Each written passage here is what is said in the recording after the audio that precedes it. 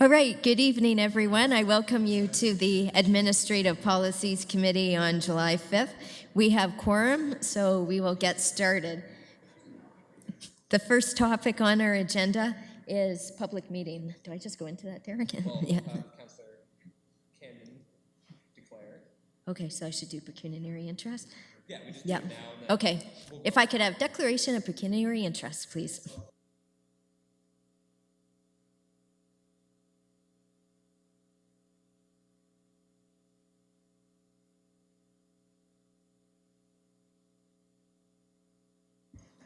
All right, thank you. Are there any others? All right, the first item on our agenda is public meeting, and that is about the building permit, review of fees and charges. And it looks like we have a presentation. Do we have a presentation first? Of our planning director, Paige Agnew.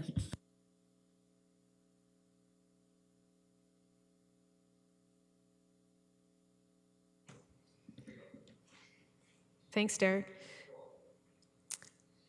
So we're happy to be here with you this evening. We've been working on a review of our building permit fees for about a year now. We've undertaken a few different community consultations, and really the purpose of undertaking this work in the first place was to really make sure that we had a firm grasp on the costing associated with providing the excellent service that we're providing at a building services and ensuring that we're doing sufficient cost recovery to ensure the long-term financial sustainability of the department.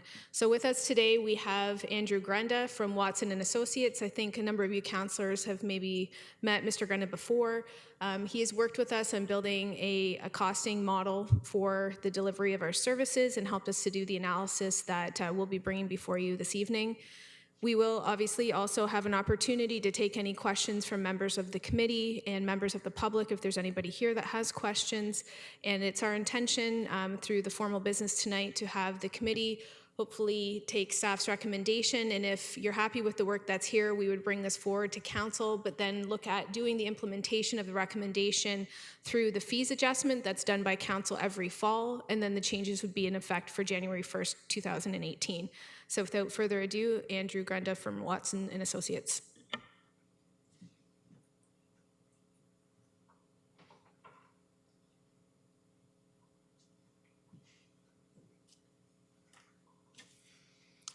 Thank you. So the purpose of the presentation this evening is to advise the committee on a summary of the findings of our report that underlie our fee recommendations. The scope of the undertaking for which we were retained was to make sure that we did a comprehensive review of the city's building permit fees, making sure that they were defensible within the scope of the legislation. With respect to those fees, seeking to maximize cost recovery and sustainability of service provision over the longer term, but also addressing aspects related to affordability and competitiveness of that fee structure. And to do that, we've relied on a history of work that we've done in a number of municipalities, having undertaken these reviews in about 35 municipalities across the province, and those adopted industry best practices to help with the recommendations of the fee structure. The approach that we use is an activity-based costed approach that seeks to understand the activities related to the administration and enforcement of activities under the code, most commonly defined through permits. And in undertaking that, what we're seeking to understand is not just the direct costs of those that are administering that process, but also the indirect costs and capital costs that are absorbed as part of providing those services to those end applicants. And so from an activity-based process, what we're seeking to understand is to move beyond the requirements of the code, which seek to just look at those costs across the entirety of the building code, but to try and understand those a little bit more discreetly across different types of permits. And so once we've defined those on the far right-hand side, whether those would be new permits for residential or ICI type of buildings, or alterations or other types of minor permits like decks, we then want to understand the direct participation from individuals across multiple areas of the organization. While that would largely occur within building, there would also be individuals in other areas who may be participating as well, like in zoning or engineering. Having understood the involvement of those individuals and the associated costs of those activities, We then also identify the support costs in the form of governance, IT support, facility maintenance support that allow them to fulfill those services. And so what that gives us is a full cost of those costing categories. And then what we wanted to understand beyond just the cost to undertake the permit on average is what are those underlying charging mechanisms or characteristics of those permits to help better define the fee structure. So right now you have a fee structure that's largely based on estimated construction value for those buildings. So we looked at historic construction values from your building permit statistics over the last 5 years to inform those characteristics. But we also looked at size, in that what we commonly see in most municipalities is denominating building permit fees based on building area as opposed to the value of the building or assumed value of construction. So in fulfilling that mandate and undertaking that activity-based methodology, we met with staff at the outset to help understand what those driving characteristics that we wanted to study by various permit types. And what we had determined through that discussion was that there was definitely a difference in characteristics if we were talking about new building permit fees as opposed to permit fees that might be for additions and alterations, which is fairly common. There's also distinguishing factors, whether it's between a residential permit or an assembly permit or other types of major ICI permit categories. So we had wanted to study that as well. With respect to new residential permits, what we also wanted to understand was were there cost differences and recommendations that we could more thoroughly develop with respect to low density or medium density residential units as compared to high density residential units and for secondary suites. And then also to break out these other categories, whether they be demolition permits, plumbing permits, deck permits, to again also understand those costs more discreetly. Once we had established those various costing categories, we then worked with staff to identify the process maps related to the administration of each of those permit types and measured those based on inputs from staff in terms of the various activities in the process, who was undertaking them, and estimates of time of how long those processes would take. What we also want to do, again, to make sure that what we're including is costing that's defensible, is we do something called a capacity analysis, which measures those time estimates based on average permit volumes by those various categories over the last 5 years. So that allows us to make sure that the people that we have attributed to those permits is reasonable and defensible. And what we found quite commonly, as we've seen in other municipalities, is that the majority of building department is spending time on the building code, about 94% of their time being attributed to those activities under that authority. The other 6% is largely related to involvement in other activities that are governed outside the code, such as with respect to zoning reviews or licensing activities that we would also see. And in addition to the building department being the largest individuals involved, we also have involvement from other areas, being zoning, engineering, and fire predominantly. And so when we look at those costs to undertake an average permit by those types, and we compare them to the current revenue that the municipality is recovering related to those types of permits, we see a few trends that, again, are not necessarily uncommon when we look at them relative to the industry. And so this table is looking at the major groups in the building code, whether that be assembly, institutional, residential, or other ICI types. It compares new permits for new and addition construction as compared to costs and revenue relationships for alterations and renovations. And what we see, first of all, is that the majority of costs and associated revenues are related to these types of major permits under those groupings of the building code. What we also note is that when we look at new and addition permits, they're generally recovering their costs, or even to an extent over-recovering those costs of service. But when we look at alterations and renovations, again, as we commonly see across the industry, these are the types of permit fees that are not recovering their costs. And so partly what we want to understand is how much can we increase those to better improve that cost performance without necessarily having to cross-subsidize those from new permits. And similarly, we see the same characteristics exhibited in these other types of permits, again, whether they be demolitions, plumbing permits, decks, patios, pools, these types of permits, which again don't account for a significant amount of cost and revenue to a municipality. But when you look at decks and patios, they're generally under recovering to the tune of about $230,000 of costs a year based on the current pricing levels that you have today. And similarly, when we look at plumbing permits, under recovering to approximately $165,000 annually. So in addition to just looking at the recovery of the full cost of service annually, what the building code also allows municipalities to do is to design a fee structure that also provides for service sustainability.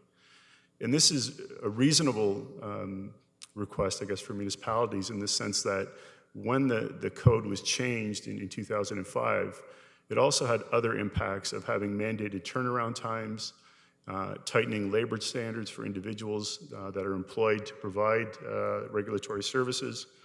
And so recognizing the cyclicality of building markets, what it provides is an ability for municipalities to sustain any downturn without having to necessarily lay off staff in the hopes of thinking that they can retain those individuals in that tightened labor market to meet those mandated turnaround times when you have an economic recovery. And so today, the municipality has a reserve fund that's approximately $3.8 million in its current funds.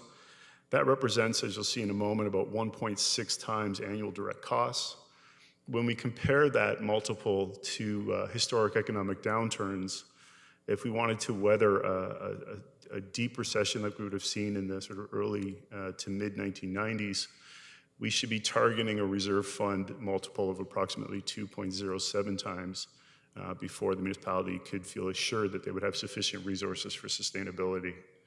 And so when we look at the annual cost of service, that would suggest that the municipality should look to build in contributions to that reserve over a 5-year term of about $186,000 annually to ensure that level of sustainability. So in aggregate, when we look across the code, the total cost target that the fee structure is designed to recover on average going forward is just under $3.1 million.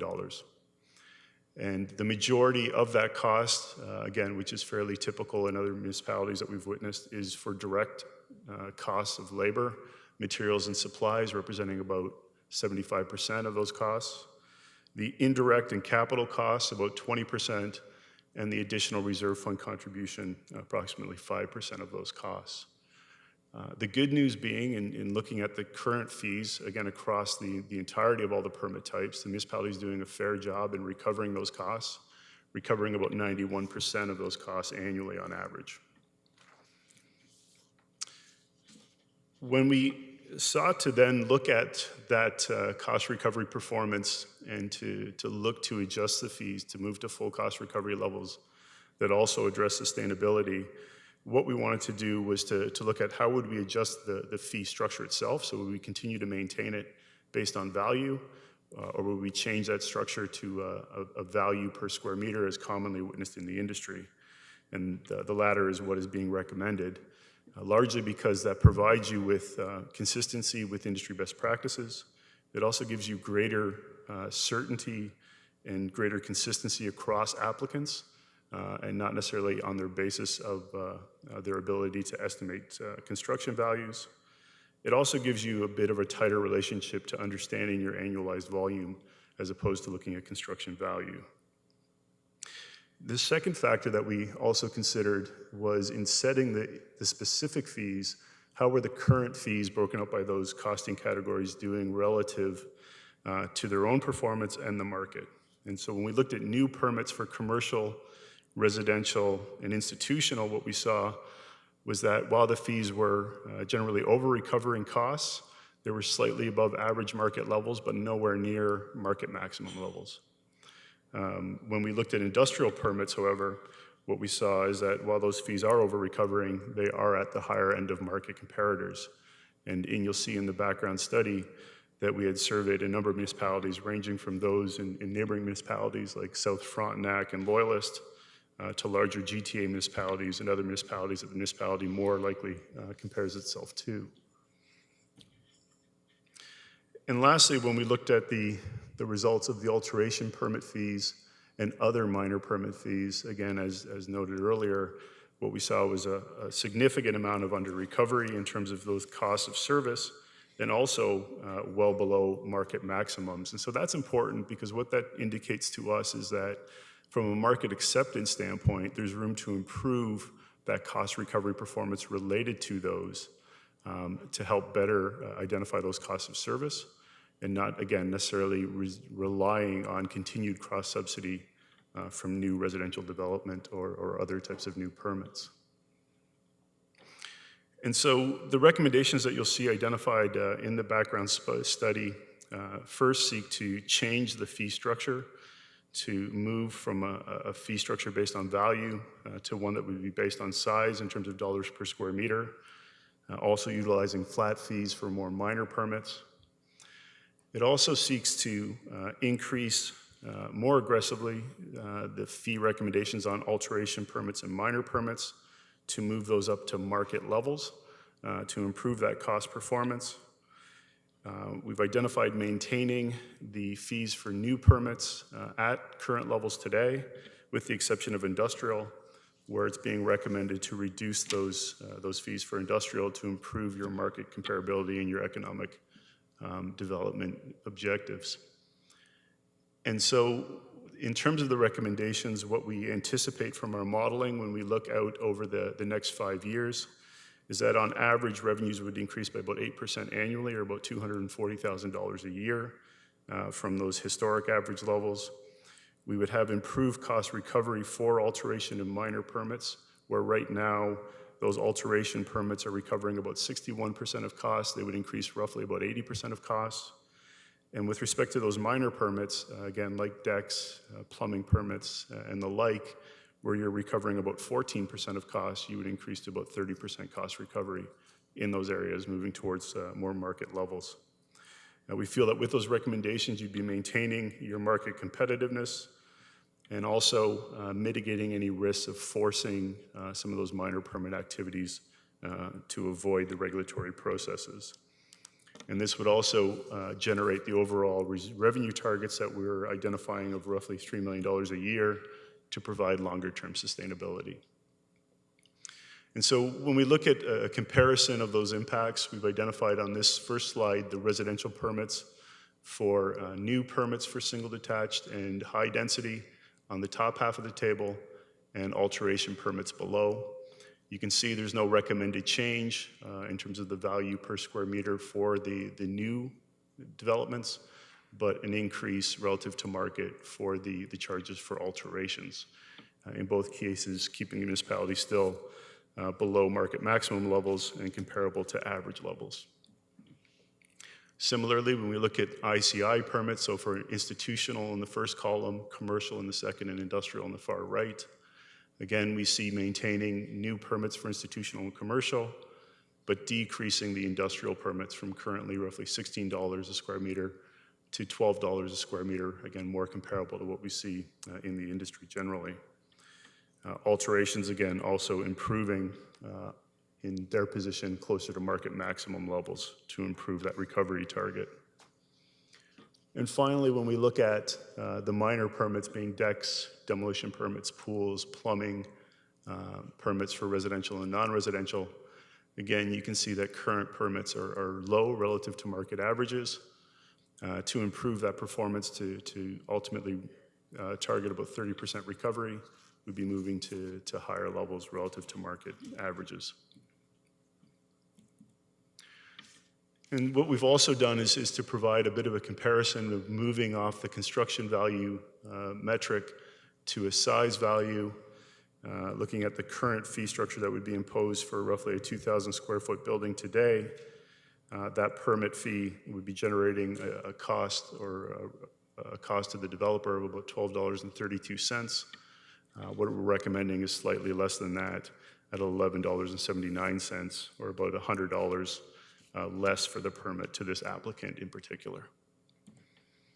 And so that concludes the presentation. Obviously, the steps in the process following this evening is obviously to receive input from the members of the committee. If there's any questions, I'd be happy to answer those, and then to move that forward to council for adoption and potential implementation on January 1st of next year.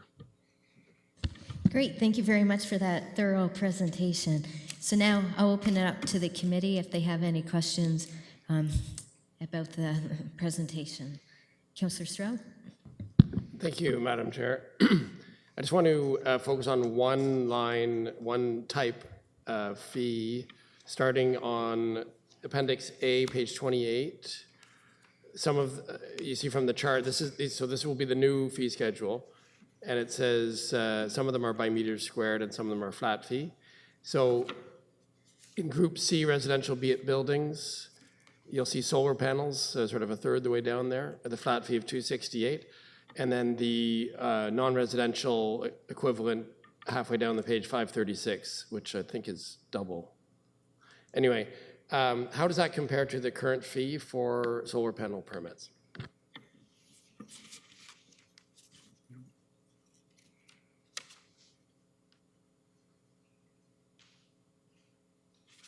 It's because couldn't find that in the, there's other charts that are related that talk about the cost recovery and the revenue and like on page 25, solar panels, they've got them losing money. Yeah, there's, That's I apologize, I don't have the page numbers in my copy, but it looks like about 3 pages preceding that, Yeah. titled 4.1. Yeah. You see revenue at current fees. And so about, looks like 2/3 of the way down, you'll see solar panels, residential, non-residential. And current revenues are approximately $45 to $50 per permit is what Okay. your current fee structure is recovering today. Okay, that's what that is. That's the permit cost currently. The permit cost to the applicant is $44.49, and the cost to the city to process it, each one is $597. That's correct. Okay, and that's something that's changing significantly up to $268 and $536 as a flat fee. And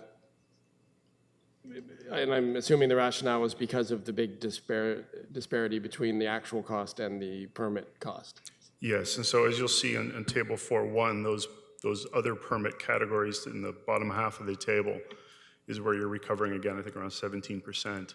And so what we wanted to do is to improve that where we could, aggressively in some cases, where we felt that that was justified relative to the market.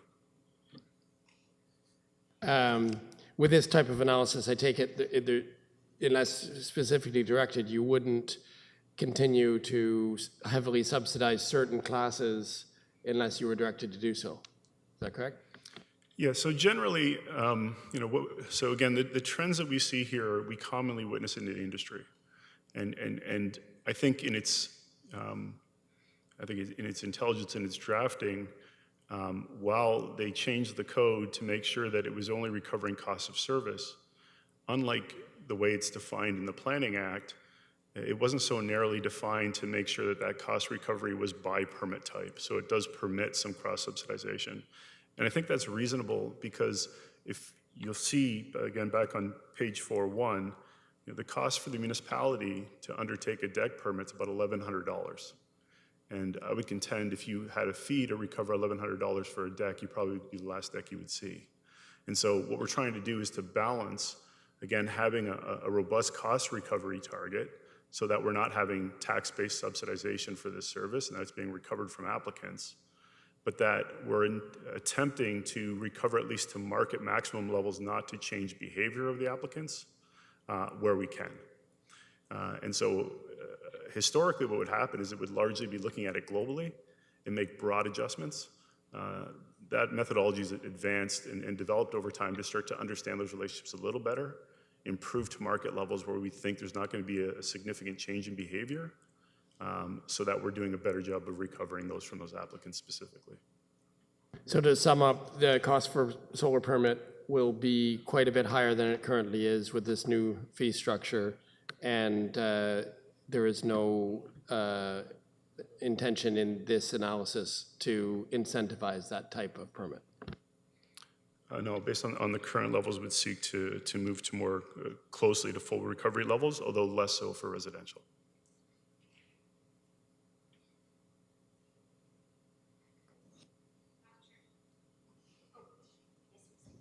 Thank you, and through you, just in addition to Mr. Grunda's comments, we will obviously be watching this quite closely as we look at making some fairly major changes to some of the smaller permit categories. Obviously, we don't want to, through the process of trying to achieve greater cost recovery, increase people going through without getting proper permitting. So there is a fine balance to it, as Mr. Grunda indicated, and we will be looking at that quite closely. So upon going through this and using this fee structure for a year, if we see that there are significant issues or we're seeing significant decreases in the number of permits, that's something that we'll look at closely in review and can make further recommendations to council. Thank you. Any further questions from the committee? All right, seeing none, I open up the public meeting to the public. And Mr. Dixon.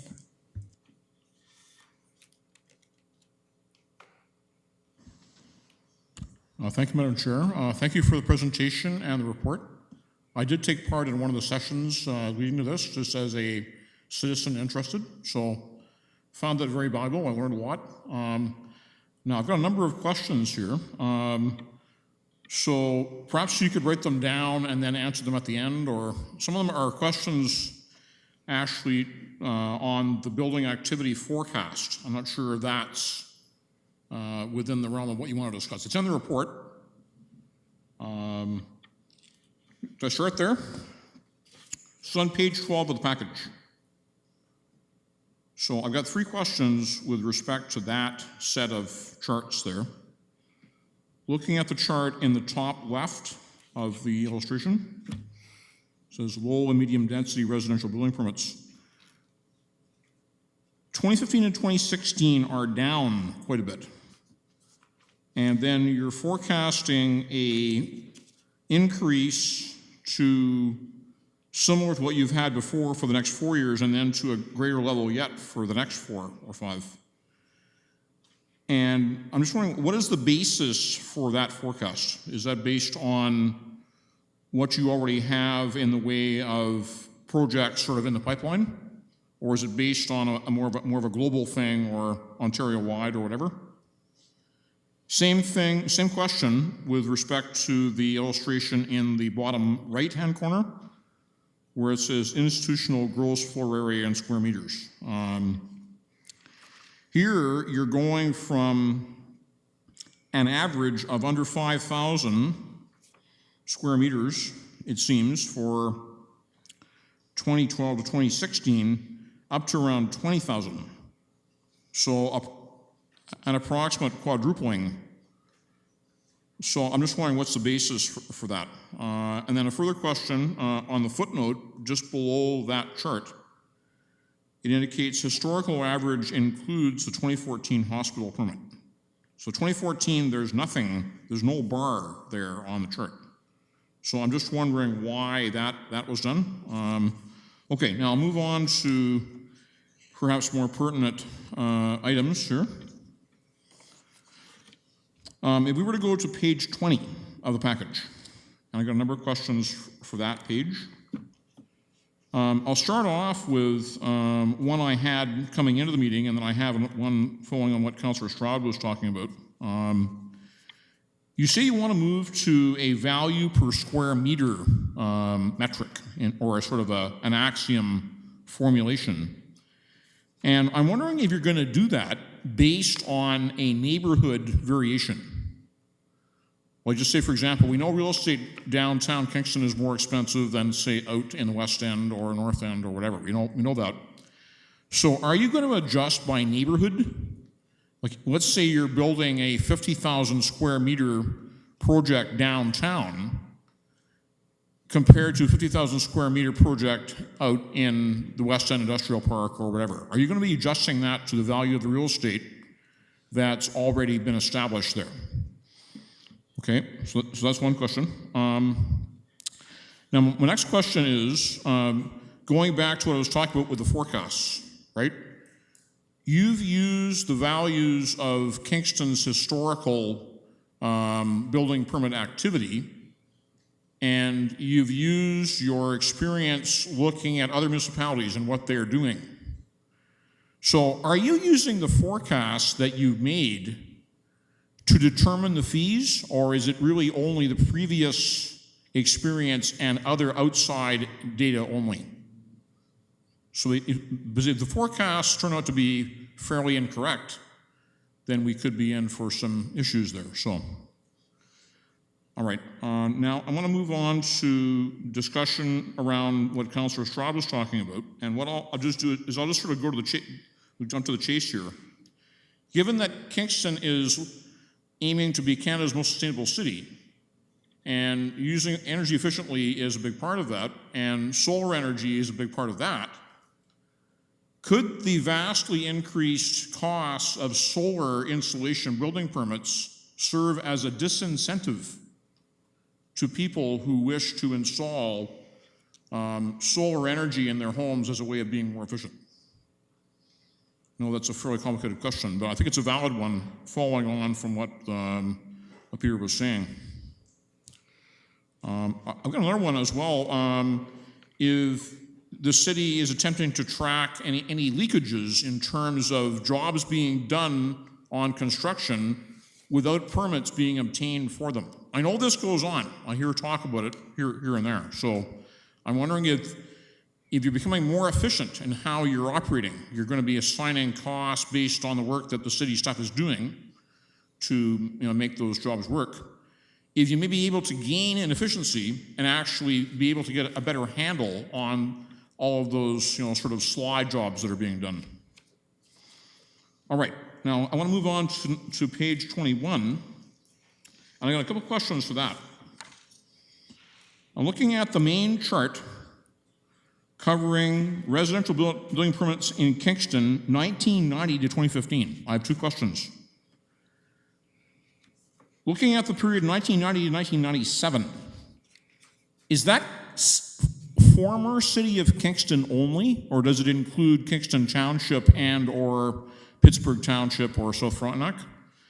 Because the number for 1990 seems extraordinarily high. It's over 1,000, and we've not come close to that since amalgamation. So I'm wondering if there is a data problem in terms of being apples and oranges sort of thing. Are we talking about the same thing? And then my next question has to do with the lack of 2016 data on the graph. Like, we're already halfway through 2017. I'm just wondering if the 2016 data, is it available, and if so, could it be included?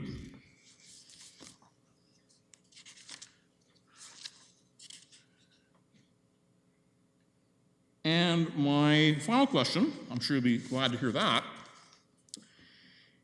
Given that we're going to be reapportioning the charges, and we're going away from the permits being higher for new construction,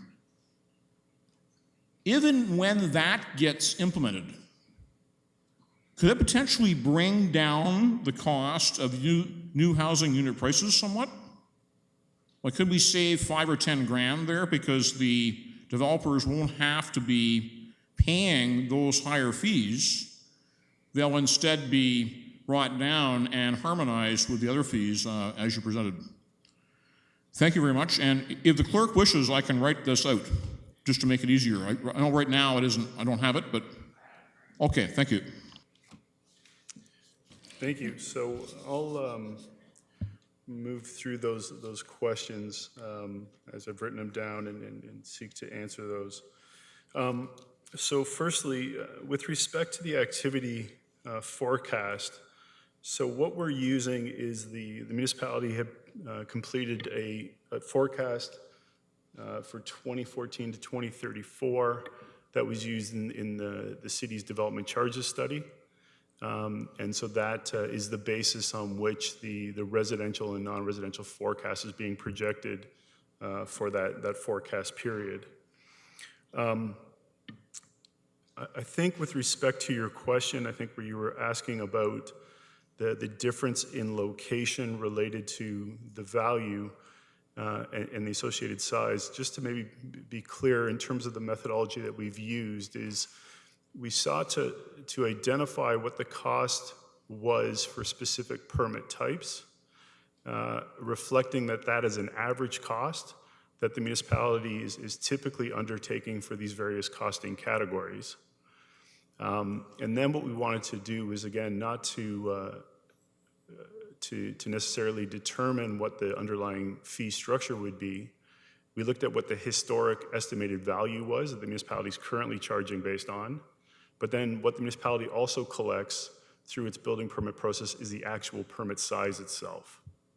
And so in moving towards a size charging mechanism, it removes value from the equation.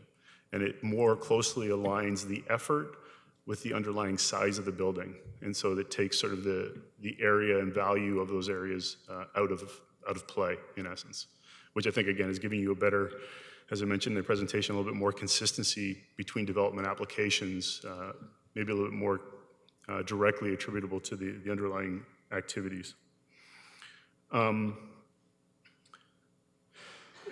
so I think you were suggesting that, or seeking clarification on whether the forecast was based on the municipality's specific forecast or general trends in the industry. And so it's back to the first comment is that we are using specific information that in terms of the planned forecast for the city for the purposes of our determination of what that cost target should be and how to reach that target multiple over that 5-year term. The comment with respect to the sustainable cities and increasing the permit fees for solar panels. So again, what, in response to the earlier question we had indicated was that the costs for residential and non-residential panels in terms of the permit process is relatively similar. I think it was just under $600 per permit. What we acknowledge is that the municipality is significantly under recovering that cost to the tune of recovering about maybe 10%. So the question that the city is faced with then is, can you improve that cost recovery performance from those applicants who are deriving that benefit?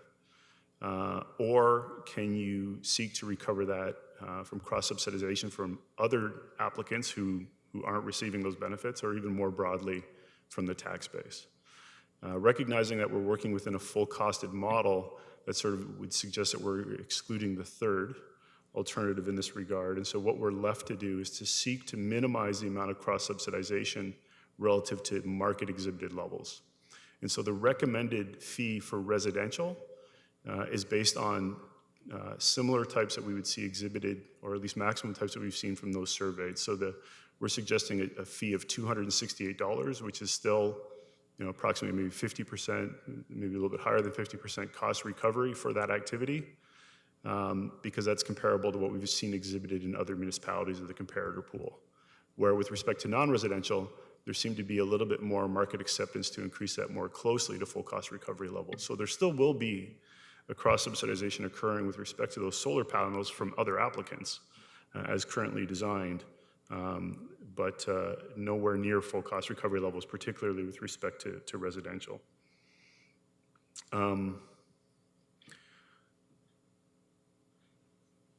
The graph that you see represented with respect to historic building permit activity, again, was taken from the database that was used with respect to the growth forecast, so it represents the same geography today for building permits over that geography back to that date, I think it was in 1991.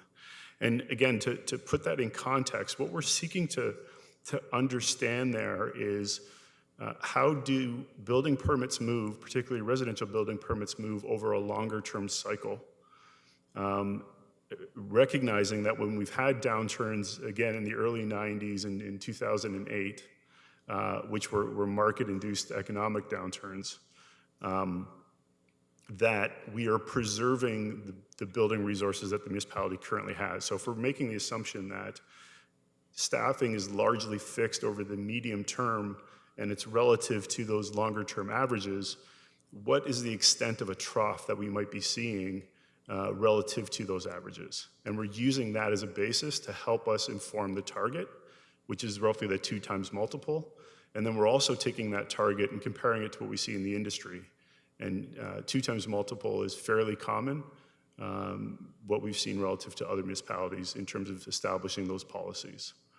The 2016 numbers, I think obviously could be added, but I don't think they would be necessarily meaningful to that overall observation or the results that we've identified. And then I think the other question that I had noted here was whether or not the increase in fees and the change in the fee structure would have any change in the underlying cost of the services being provided. And I would suggest probably not. As I understand that, municipalities have established processes for these processing activities. And while those may be changed and improved and modified over time, they are generally not changed relative to market pricing decisions. The market pricing decisions may more likely impact volume and not necessarily the cost of providing those services.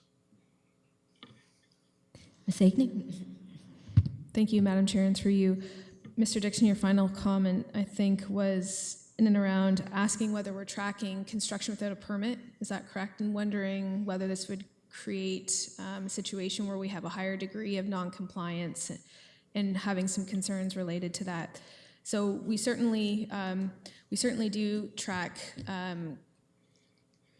situations where we become aware of construction without a permit, because we do go through a prosecutory enforcement approach as it relates to those activities. So we're aware of those situations. I think what the challenges many municipalities face is, of course, the construction that you don't know about, because we don't have people out patrolling the streets looking for random contractors that are working on properties without proper permission. So we rely on a system of being informed of those activities, whether it's through a customer complaint or whether it is through our staff observing those activities. Certainly a lot of that happens on some of the smaller scale residential renovations, and some of those renovations, as we know through some of the other consultations we've been undertaking through the planning team this past year, can result in additional bedrooms, units being added into neighborhoods that haven't been done so in a safe fashion that are consistent with the building code. So although it's not going to be addressed specifically through the work that we're undertaking here, we did make a commitment through the interim control bylaw work to be doing a very thorough review of a rental licensing program for the city, and as part of being able to obtain a rental license, which would be citywide, one of the certain checks and balances associated with that would be ensuring that any work that was undertaken on the property was done so with proper permitting. So there's different mechanisms we're putting in place to address that more holistically, but it's not certainly something that we're targeting through this work that we're presenting this evening. Thank you very much. And very good questions, Mr. Dixon. Thanks. Okay, back to the committee. Any further questions? No? All right, so that concludes tonight's public meeting. And now then, I'll call the meeting to order. Approval of the agenda. Can I have a mover, please? Moved by Councillor Bohm, second by Councillor Schell. All those in favor? It carries. Confirmation of the minutes from June 21st. Can I have a mover, Councillor Bohm, and seconded by Councillor Schell? All those in favor? And it carries as well. We've already done the disclosures, pecuniary interest. We've had our delegation briefings. I don't think there's anything else tonight. So now we're on to business item 8A, which is the building permit fees. Are there any further questions? Councillor Stroud?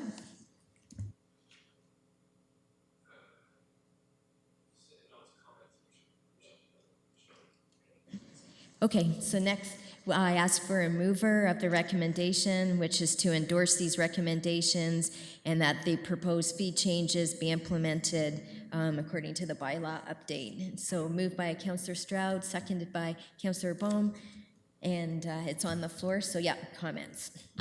Yeah, so in general, I'm supportive of this type of analysis, and I'm and of the conclusions as well, with the exception of the jacking up the price for solar panel permits. Even though it's methodologically sound, I think we have to be careful that it doesn't create either illegal installation of solar panels without permits or disincentivize the behavior, which is on the rise. In solar panels, the price is coming down and the uptake, the percentage of folks that are doing it is going up. So this seems to be sort of contrary to the historical trend, and I know that wasn't broken down separately in that sense with the other charts, but it just really popped out at me when I was reading this report. Now, to compare it with the decks, which you mentioned in your answer, that's the other one. If you look at table 3.1 on page 20, those are the three that jump out at you as far as cost recovery lines. So if you look at the cost recovery percentage, most of the things we're not getting 100% cost recovery. Some of them we're getting much greater. But if you go down the list and you find the solar panels, the two solar panel lines and the decks is right after that. Those are the three lowest cost recovery items of all the different types of permits, with the exception of the rare alternative solution one and the temporary structures, which are labor intensive apparently.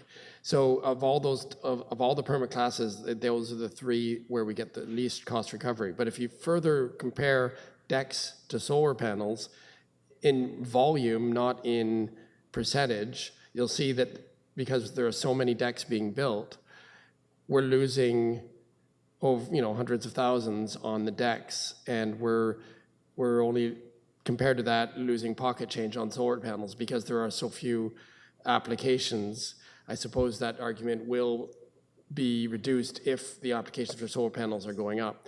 But I fear that raising the fee to over $250 for a solar panel from $80 is might be seen as prohibitive to some people. And similarly, the decks, there's much greater upside for cost recovery purposes, seeing as the difference, if you look at that line, total cost $245,000 for decks. And the deck permit cost, which is on a different chart, is $85 versus just under $50 for solar panels. So decks is going from $85 to $199, and solar panels are going from just under $50 to $268 or $536. So 5 times more for residential and over 10 times more for non-residential. The deck increase is about 2 times, just over 2 times.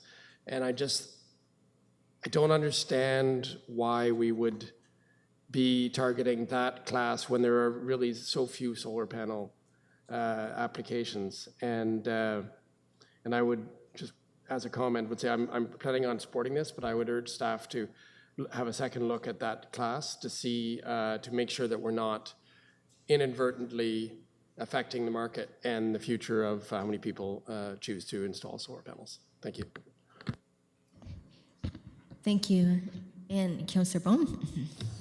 Thank you, Madam Chair. Just a couple comments there on what Councillor Stroud was saying, and it has to do with just my knowledge of how the permits and everything work on that. Is for a lot of these things, you're talking about $5,000 or $10,000 projects. So going from a $50 or an $88 to a $250 is not likely going to change somebody's mind. A lot of the reasons people do these things are for philanthropic reasons. So I mean, in the grand scheme of things, even though it looks like there's a massive increase, it's really not going to change their mind, especially on the commercial level.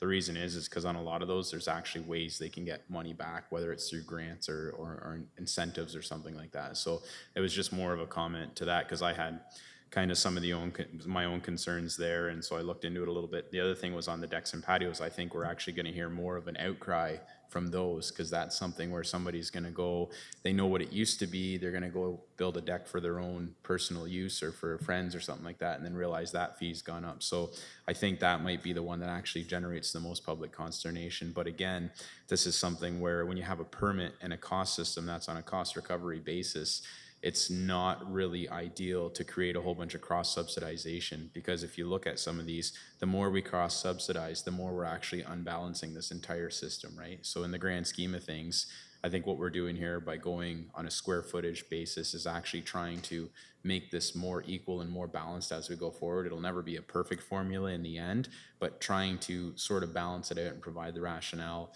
is probably a good step forward. But I do understand what you're saying is, are we in essence trying to recover some costs while at the same time reducing people's sort of ability to access those services? But I think in the grand scheme of things, because of the costs of some of those larger scale solar projects, it's very, very minimal, really, the cost increase, but our recovery is part of that. Thanks.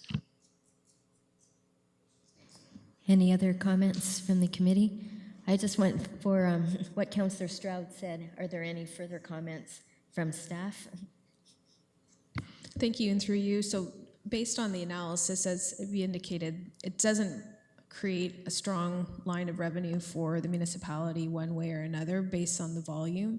So if it's something that in principle that council felt very strongly about because of our stance on approaching what we hope to be Canada's most sustainable city, and we want to, from a principle of that point of view, encourage as much sustainable behavior in the community, and we don't want to make the fee adjustment, it's certainly something that we can do and look to absorb that money other ways. So it's, again, from a consistency and a fairness point of view, we were trying to look at all the costing categories and making sure we were applying a uniform approach. But again, based on some of the principles of the community and the priorities of council, if that's something that the councillors feel strongly about, staff is certainly able to look at how we could keep things similar to the way they are now and absorb that money elsewhere.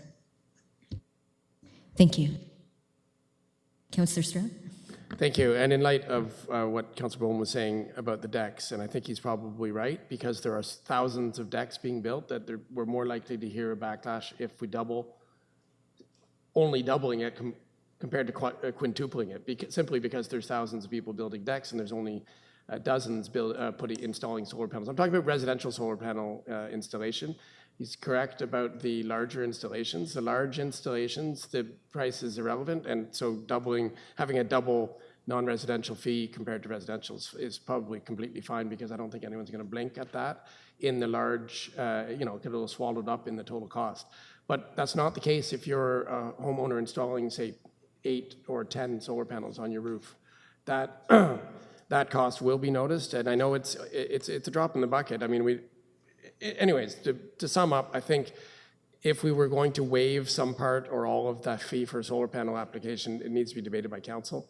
So I may reach out to staff before the meeting on Tuesday to see what kind of money we're talking about, and consider possibly proposing an amendment that we can debate at council. And I'll just leave it at that. Thank you.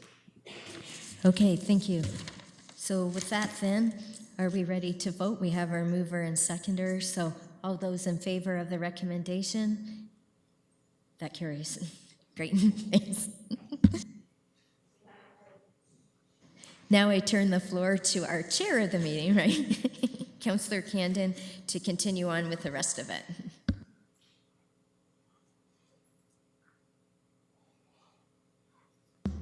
Thank you. I just got to get my place in the meeting here. So moving on to business item B. Do I have a mover to fall into the board for Rideau Crest Home Board of Management? Councillor Schell, second by Councillor Stroud. All those in favor? Passes. We have report of the Commissioner of the Community Services. If we could get an introduction.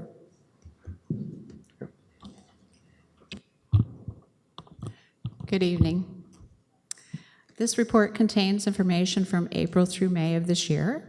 We continue to maintain a high occupancy rate, and the current rate year to date is 99.13%. The home had 6 incidents reportable to the Ministry of Health and Long-Term Care. 2 of these were acute respiratory illness outbreaks that were identified as coronavirus and rhinovirus. The Ministry of Health and Long-Term Care attended the home in April to conduct investigations on 9 critical incidents. We received 1 written notification surrounding the timing of informing the ministry when there is a change in condition of a resident. The ministry no longer accepts the home's practice of waiting for the resident to return to the home with a change of condition. Instead, it must be done when a verbal report of a change in condition is received from the hospital. The Ministry of Health and Long-Term Care attended the home again in May to conduct our annual resident quality inspection. The home received 2 written notifications, one of which required a voluntary plan of correction. For benchmark purposes, the provincial results for the RQI for the 12-month period of April 1st, 2016 through March 31st, 2017, on average, orders received were 0.87 per home, and written notifications were 9.37 per home. The home conducted a work-life pulse survey during this period, and the results of this survey will be available for you in your September report. We continue to have a very high wait list of 398 people seeking or requiring admissions to long-term care. Our home won 2 awards for quality improvement at the Extendicare's National Business Conference. The first award recognizes progressive and significant improvement in skin and wound care. The second award measures residents' quality of life and resident and family satisfaction. The Resident Choice Award goes to the home with the highest percent of residents who would recommend this home to others. The second piece of that award is the Resident Voice Award, and that goes to the home with the highest percentage of residents who feel staff listen to them or feel they can express their opinion without fear or consequences. And lastly, in the report, at the end of April, Rideau Crest has spent 25% of the municipal contribution, which is $96,000 under budget. Any questions? Any questions from the committee? Councillor Schell. Thank you, Mr. Chair. Just as you were speaking, you seemed to say the orders on average 0.87 and non-compliance 937. Were you speaking about Extendicare and Rideau Crest at that point? Were you talking about Rideau Crest and Extendicare in terms of those? Yeah, sorry. For the average written notifications and Yes. for the RQI, no, that's across the province, Oh, across the province. Thank you. the average per home. Any further questions? Seeing none, do we have any comments from the community? Mr. Dixon? Just like to thank and congratulate the director and her staff on excellent performance and the award that was won. Very well done. Thank you very much. Okay, so this is, seeing no other questions, this is an information report, so I'll ask for a motion to receive it. Do I have a mover? Councillor Baum, seconded by Councillor Schell. All those in favor to receive the information report? That passes, and if I could get a motion to rise from the Board of Management. Moved by Councillor Baum, seconded by Councillor Osanik. All those in favor? That passes. We have no new motions, no notices of motion. Is there any other business? Seeing none, we do have correspondence received from Frank Dixon dated June 29th, 2017 regarding water levels in Lake Ontario. Councillor Osanik? Yes, Mr. Chair. So in regard to the letter of correspondence, I'd like to move that it be referred to the clerk's office so that they can respond back to Mr. Dixon and copy us on the Administrative Policy Committee so that we know it was addressed. And also ask if the clerk's office could forward it to Luke Falwell, right, the Director of Parks, because part of the letter is about parks, and also to Colin Wigginton, our Cultural Director.